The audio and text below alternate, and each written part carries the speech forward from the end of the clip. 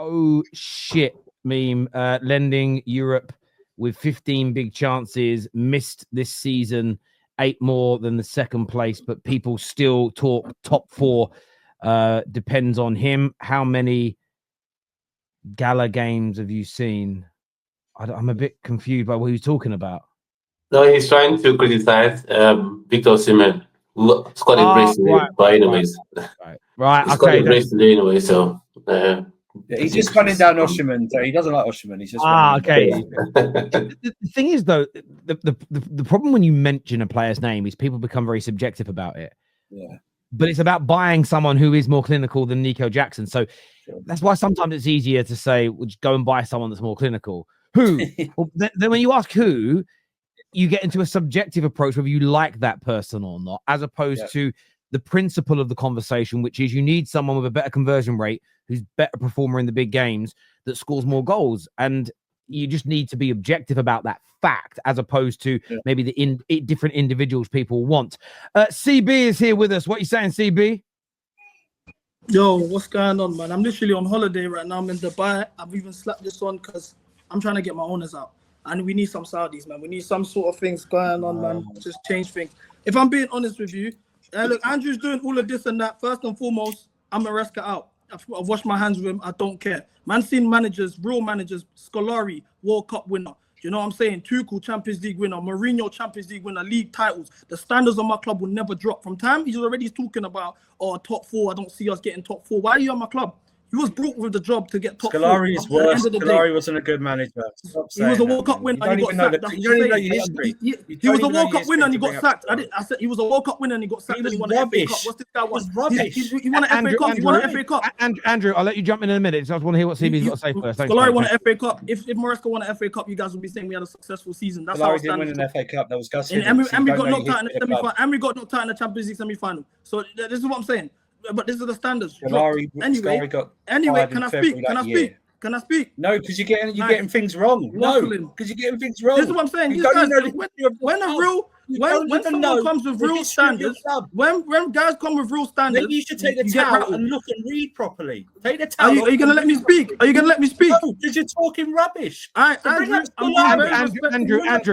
being very respectful. I don't care about Scolari. What's my point about bringing Scolari back? Don't bring up Scolari. What's my point about bringing Scolari? I said at the end of the day, whether he was good for us or not, went to a Champions League semi-final, he got binned off. He was a World Cup winner. He got binned off. We had Champions League winners binned off, Premier League winners binned off. Who is this guy for me to say he needs to stay at my club? And now everyone's going to say, well, it's the directors. Well, my stance on the directors has been the same for 2 years. Terry, from the first moment I came on this show, have I not been saying the directors don't know how to properly run a squad? Have I not been saying they've been wasting money? But what's the answer to this? Let's get Garnacho for 60 million.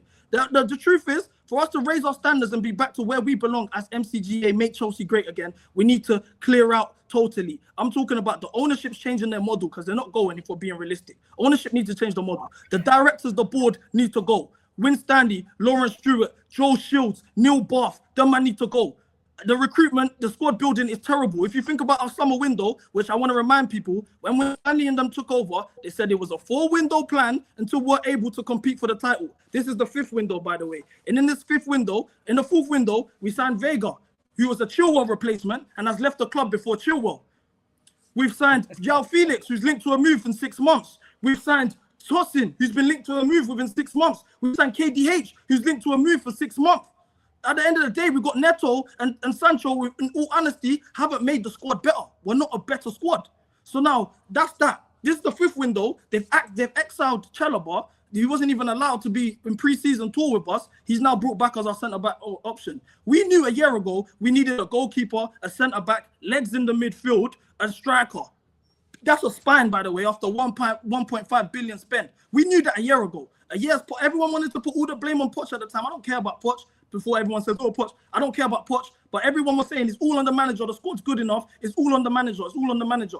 Cool. My first red flag with MARESCA, because everyone's going to ask why am I MARESCA out? Well, firstly, he done 11 changes in a Carabao Cup game against Newcastle in the St. James's Park for the United game that he didn't even win, got us knocked out of around the 16. Mind you, when you sack a coach, you expect some sort of progress and improvement. We was in a Carabao Cup final. We got knocked out of around the 16 for a game that we didn't even win the weekend after.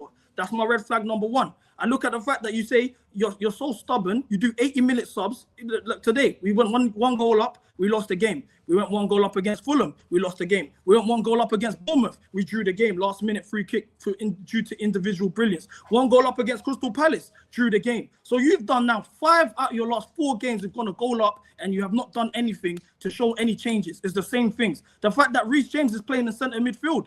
He's tucking in. You say you don't like fullbacks. When's the last time we've seen Reece James at the edge of the box putting across it? That's your biggest strength. That's his biggest strength. He doesn't do. It's a subs, the like-for-like change. The Jackson wasn't even great today. So be it. It is what it is. The squad's not good. But the Jackson ain't even been good today. But the sub that he's done for Nkunku killed the game. We lost the ball in behind at that point, moving forward. All in all, the squad's a mess. The director's a mess. I don't rate the manager. If we're going to do this and improve the squad, we need a clear out. You guys are now on the director stance to defend Maresca. I've been on the director stance. If you're really on the director stance, at the end of the day, Maresca is a project manager. Is their man. We're not going to lose the directors, get rid of the directors, and he stays. As things stand, I don't even want no incomings in January. I don't trust these directors to build a squad. I don't want an incoming. I don't want no incomings, so be it. Is what it is. Let them go in the summer and let Maresca go with them. I don't care.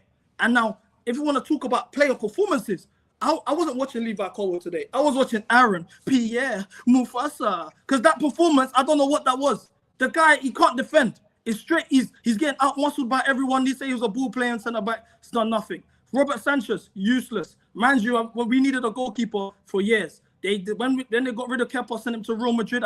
I'm just saying now, I want to preface because everyone likes to cut me off. I don't rate Kepa. But when we got rid of Kepa, sent him to Real Madrid and he won a Champions League, we bought a third choice Brighton goalkeeper.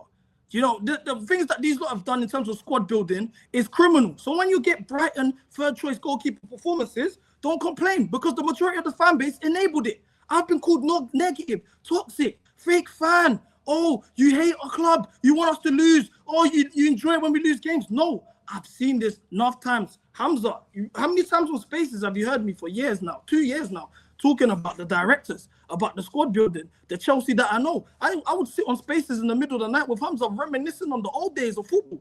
And everyone likes to talk about, oh, it's Roman now. That was Roman. Remember the whole, oh, it wasn't sustainable under Roman. We didn't compete for league titles under Roman. 2017, we won the league title. 2018, FA Cup.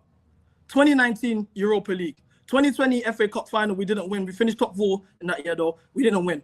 2021 Champions League, 2022 Super Cup, Club World Cup. That's the years that they say Roman wasn't sustainable, and they've used this to enable the mess of these directors and ownership for the last 2.5 years. So now because, oh, you don't want to crash Maresca after putting all the blame on the manager last season, oh, the squad is the squad's good enough, it was just the manager, Now a new manager's come in and you realize the squad's dog shit. Like I've been saying, it's, oh, no, the directors. Well, if that's your stance, that means we need to do a total clear out. I'm talking change the model. This under 25, they are low, selling for low, flipping for high. That don't even make sense because we're selling guys like Cassidy on the loss.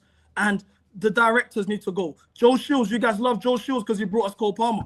What signing has Joe Shields really signed? He's head of recruitment. So what signings like Vega, who's a Chilwell replacement and is leaving before Chilwell, Felix, who's 45 million and isn't trusted to come off the bench when we're chasing games. This is on the head of recruitment.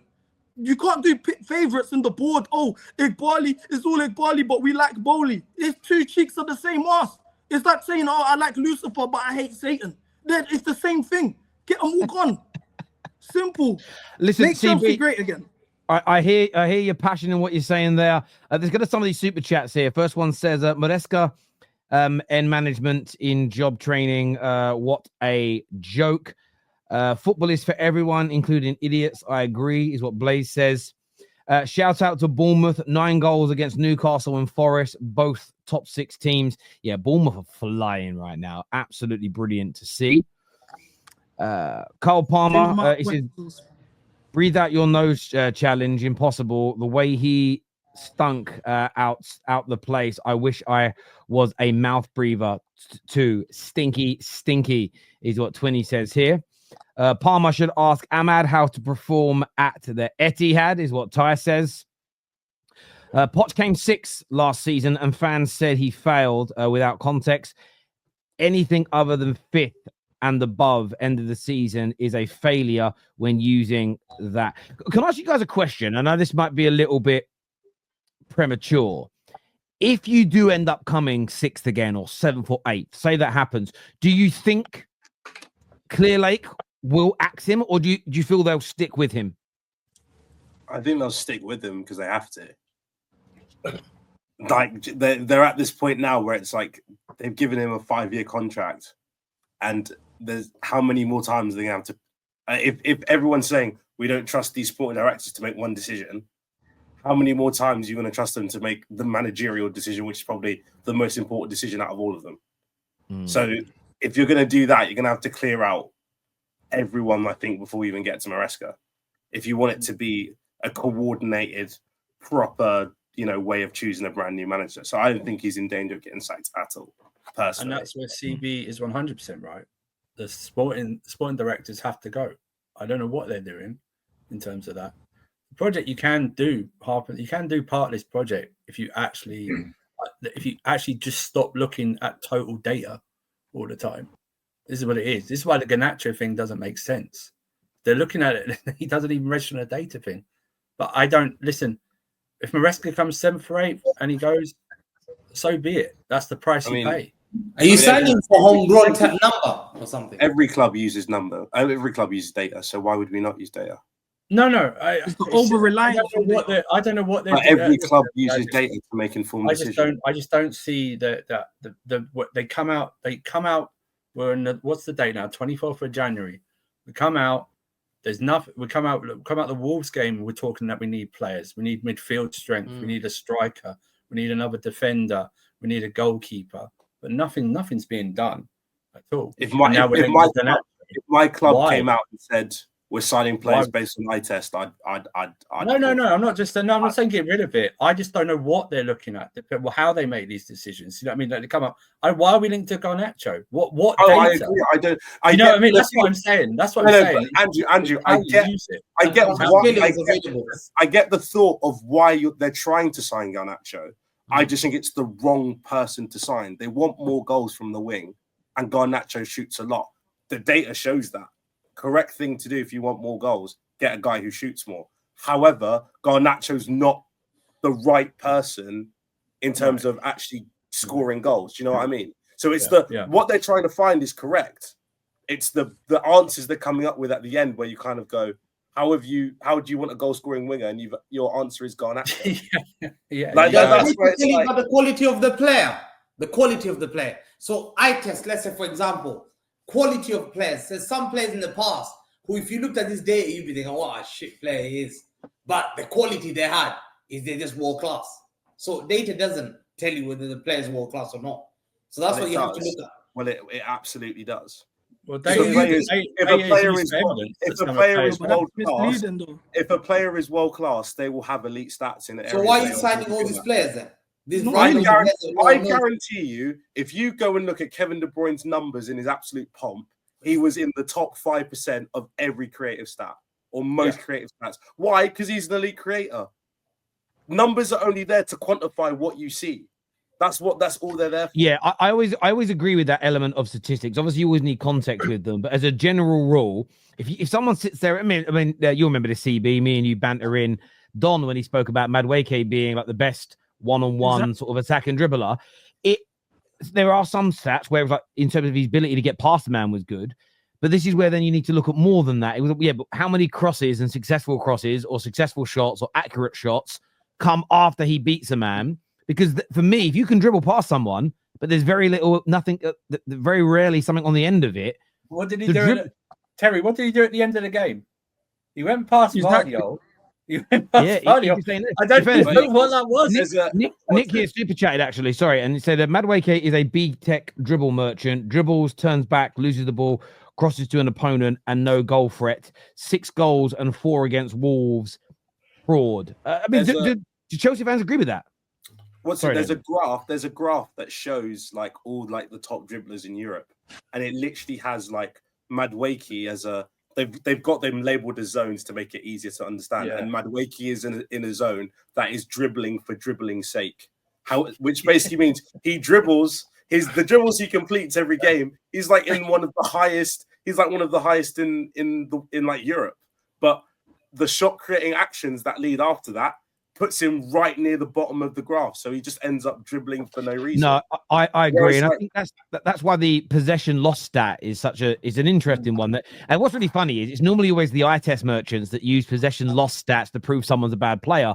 But the issue is you have to break down why they lost it, because there was a game once where Bruno lost possession. I think it was 19 times. That's far too much.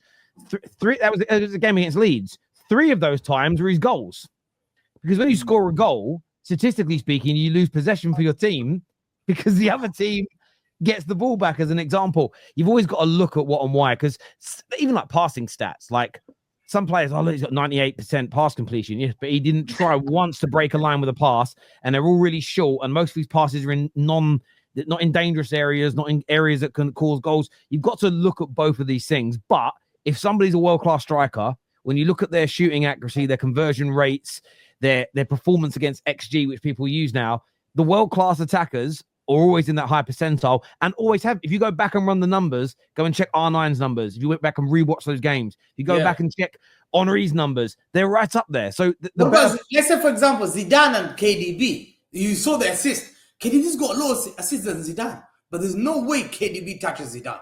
That's what I say. Eye test is key. Yes and no, though. Yes and no. And what I mean by that is with Zidane started playing football it was only in 2004 the league started accurately recording and writing down when players got assists, as an example. And it also changed in the mid 2000s, where assists used to be, wow, you threaded the eye of a needle with a pass and someone gets on the end of it. You then started getting assists where if you knock the ball 2 yards and then someone shoots from 50 yards out and scores, you get an assist. You didn't. And they weren't even keeping the record. If you go and look at a lot of the older creative players that started playing in the 80s and back, like Zidane, I think Zidane started playing in the 80s. If you go back and look at when they started, you'll see barely any assists. And that's because the leagues and they weren't keeping those records. So I bet if they went back and looked at Zidane, he'd have a lot more than on there. But also, you've got to look at where Zidane plays on the pitch. Where was he being effective? Because there are players out there, like when Michael Carrick was at Man United. A lot of his balls were those balls that broke the line to put the fullback in, who would then cut it back and get the assist. So and people don't like the new stats for that, which are like pre-assists and line-breaking passes. But you have to look at those things. I mean, Rodri is one of the best in the world at breaking lines with his passing, and you can quantify that if you want to. But there we go. This here says Maresca isn't perfect, but he's the least of our problems. Squad building is a big issue, and that's on the directors, and they'll never take blame. Fragile egos is what Decay says here. Look.